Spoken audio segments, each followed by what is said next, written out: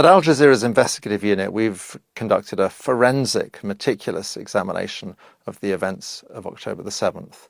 We uncovered very real crimes committed by Hamas and others. But I think what was perhaps most significant were the crimes we discovered that did not happen. And it's hugely concerning that these revelations have been virtually entirely ignored by the Western press. What's extraordinary is the Israelis were aware of the plans. Hamas were actually training quite openly for this operation, and they were actually placing the training videos online so anyone could view them. On the very night of October the 7th, before dawn, spotters along the fence are reporting back to headquarters, and the head of Shin Bet and the head of military intelligence take this seriously enough that in the middle of the night they're up and talking to each other, and they conclude it's just another training exercise. And what is extraordinary is that they don't even raise the alert level to number one. You know, the most basic alert level would have made a huge difference. And they don't do that, which means that when Hamas bursts through the fence at 6:30 in the morning, they catch many of the defenders in their beds. I mean, you can see many of the soldiers are killed in their beds. Hamas had anticipated most of their fighters would be killed trying to get through the fence. In fact, only a small number were killed trying to get through the fence. They were as much taken by surprise as anyone by the performance of Israeli intelligence and the Israeli military. Crucially, also, they were taken by surprise by this very large music festival that was taking place, which they don't seem to have been aware of. Having overrun the military bases, the game plan was to grab hostages and take them back. And they do this on a large scale, but they also clearly kill very large numbers of unarmed civilians as well.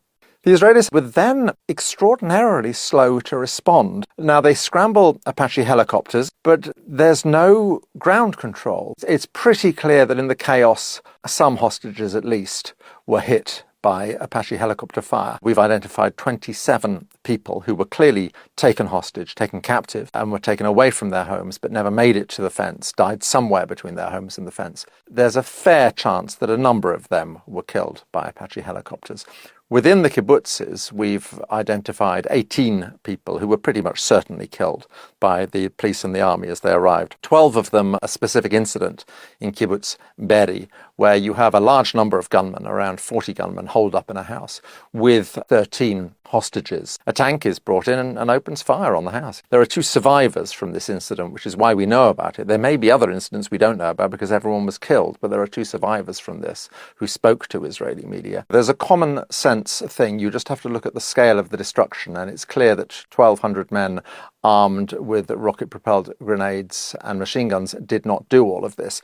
The Hannibal Directive, which was something that was developed in the 1980s by the Israelis, and it was basically to avoid situations where their enemies would capture 1 or 2 or 3 Israeli soldiers and then effectively hold them to ransom. There was one occasion where the Israelis released over 1,000 Palestinian prisoners in return for a single Israeli soldier. So an order was issued whereby they said, it's better that we kill everyone than allow people to be captured. Now, this was supposedly rescinded several years ago, but at midday on October the 7th, the army revived the Hannibal Directive, put it into effect. 70 vehicles were hit.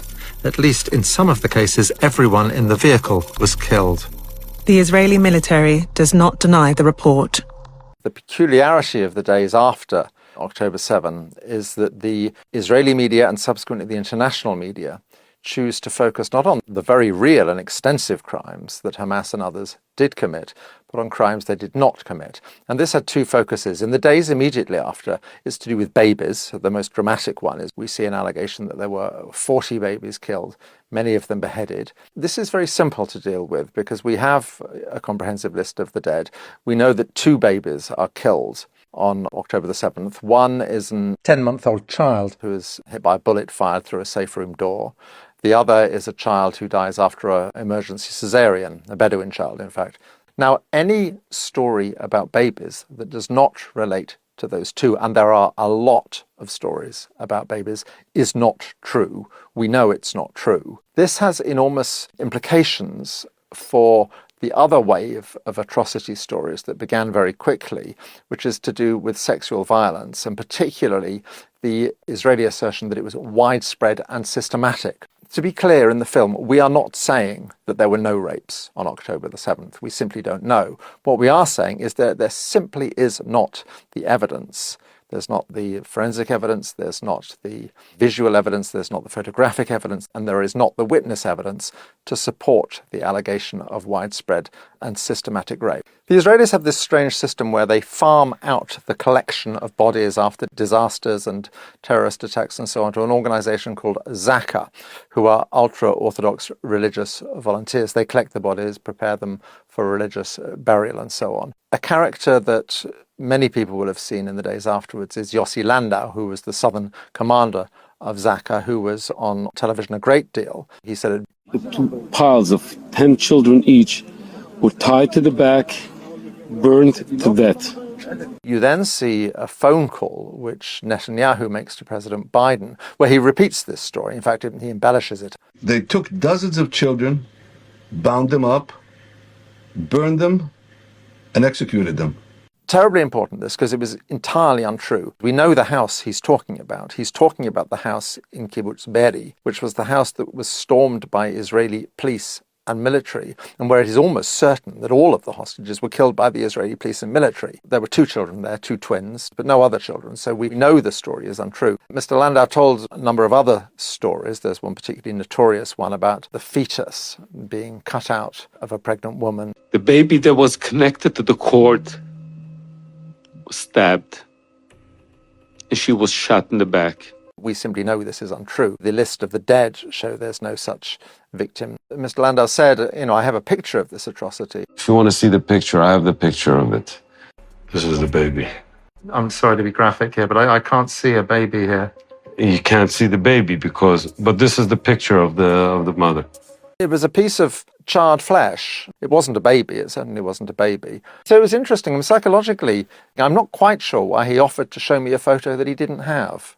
I'd point out as well that Zaka was an organization that was in trouble. There had been a major scandal. Its founder had been accused of child sexual abuse. There was a financial scandal. It had been found to be cooking the books. It's raised an awful lot of money since October the 7th. These stories were clearly useful, and they were useful to the Israeli government. In the film, we see Benjamin Netanyahu visiting Zaka volunteers and thanking them for talking to the world's media and stressing that this is another front in the war.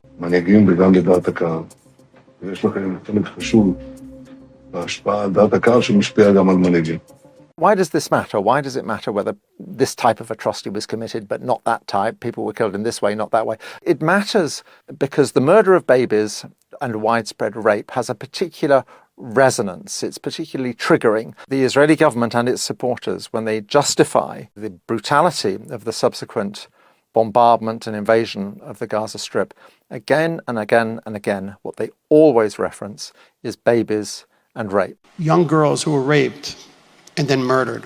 Women brutally raped and murdered. Little kids who are beheaded. Pictures of terrorists beheading children. These bastards put these babies in an oven and put on the oven. We found the kid a few hours later. This is something you see in previous conflicts as well. If you want to dehumanize an enemy, if you want to desensitize people to the suffering that is inflicted on that enemy, then you portray them as barbarians, basically as savages, as people who are not deserving of humane treatment. And that's why it's relevant. That's why it's important to pick apart. A lot of the world's leading media outlets have done in-depth investigations where they have concluded there was widespread, systematic, instrumentalized, weaponized rape. The New York Times makes a particular feature of the story of a young woman. She was killed early in the morning, 9 miles north of the music festival site as she and her husband were fleeing. The New York Times, in its big December investigation into sexual violence, leads with this, and about a third of the article consists of her story. And it's immediately undermined because the woman's sister then posts on Instagram immediately afterwards, this isn't true, we know she wasn't raped. She was texting us until minutes before her death. It's also the case that her husband had a lengthy phone conversation immediately after her death with his brother, and again made no mention of rape. So it's very important that, because it's the central, most compelling piece of information in one of the biggest investigations done by one of the world's most prestigious media outlets, the New York Times, and it turns out not to be true. It's done by 3 journalists. One of them turns out to be somebody who worked in some capacity for Israeli intelligence previously, who has virtually no journalistic experience, and who had liked genocidal media posts. It's very interesting with Anna Schwartz. She gives an interview in Hebrew to an Israeli channel, she actually lays out how difficult they were finding it to find evidence that they were talking to all the hospitals and all the psychiatric clinics and so on, and that there was simply no evidence at all. There were no witnesses had come forward, no victims had come forward at all. I think she's telling this as if to show what digging they had to do, but it's actually very revealing. In the end, it's quite clear they fall back on the same sources as everyone else: Israeli government officials, IDF officers, and first responders, all sources which were discredited by the baby stories. So no babies were beheaded, no babies were thrown into ovens, and there is no real evidence for widespread and systematic rape. Now, it's very clear why the Israelis might want these stories to circulate. What's less clear is why very reputable Western news and media outlets should swallow them so uncritically, particularly given the track record of the Israeli government and the IDF, which has been shown again and again and again in the past to have been less than truthful in the accounts it gives. Because our war is against Hamas, not against the people of Gaza. While this mission is urgent, we will continue to fulfill it with care and with a commitment to the sanctity of life, both Israeli and Palestinian. The response to our film, October the 7th, has been interesting. The response is not to criticise and to pick apart and say we've got it wrong. They don't do that at all. What they do is they simply ignore you, which on one level I take as a compliment, because I think there are all sorts of people out there who would very much like to pick apart what we're doing and to destroy it and discredit it. And I think they take one look at it and decide they can't really do it. So what they do, which in a way is even more damaging, is just to entirely ignore us. This is significant because so often what we are doing is critiquing the way the mainstream media has covered the story, which may well be, of course, precisely why the media doesn't want to look at what we've done. So in a way, the treatment of this in many ways echoes the treatment of our earlier series, The Labour Files, which offered a critique of the dominant media narrative about Corbyn and the Corbyn years on the anti-Semitism crisis. The allegation of anti-Semitism clearly is a very powerful weapon that can be wielded in defence of the Israeli state. I think sometimes, particularly by the Israeli state, it is wielded very cynically and very deliberately. When the ICC investigates Israel for fake war crimes, this is pure anti-Semitism. It's not the case in Western media and Western societies that you cannot criticise Israel. You can. Now, you have to be a bit careful about how you do it, but certainly at the moment, during the assault on Gaza, you certainly can. What you cannot do is to question the fundamental philosophy of Zionism. What you are not allowed to do is to say what all Palestinians would say: Israel is a state whose defining feature is and has always been that it is structured to ensure the domination of one ethnicity over another, that it is in effect an apartheid state, which is what all of the world's human rights organizations now describe it as. The enormous peculiarity and dysfunction of Western media with Israel is not only does it not say that, you're actually not allowed to say that. And this renders criticism of Israel perilous terrain. People are very on edge. They're very aware that they're straying into dangerous territory. They're very aware they have to choose their words terribly carefully, otherwise they will be misconstrued. You can see this happening at its worst within the Labour Party, where particularly Jewish people are far, far more likely to be suspended and expelled for anti-Semitism from the Labour Party than non-Jewish people. But there is something more fundamental that goes on, which regards the Palestinian people as a whole.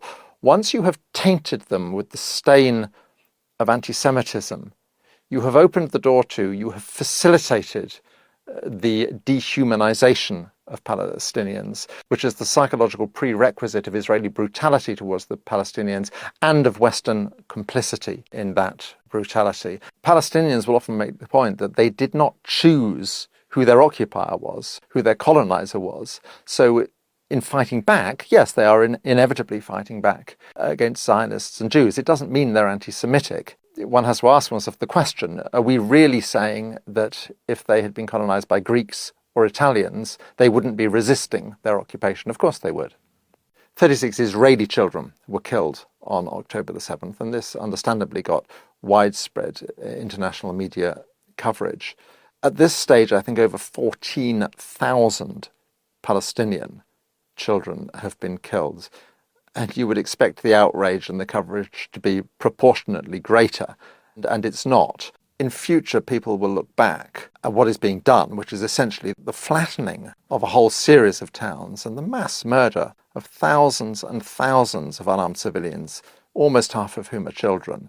And they will be absolutely bewildered by how the West allowed this to happen under its very noses with weapons that were being supplied by the West. There is a rupture in the relationship of large numbers of people with the political media class. There is a fundamental alienation that is going on right now as a result of what is happening in the Gaza Strip. I think that's very dangerous for the future. The events of October the 7th desperately need alternative voices that will genuinely probe these things and not simply accept the narratives that are fed to them. For this reason, I think it's enormously important to have outlets like Double Down News, and I would urge you to support Double Down News in any way you can.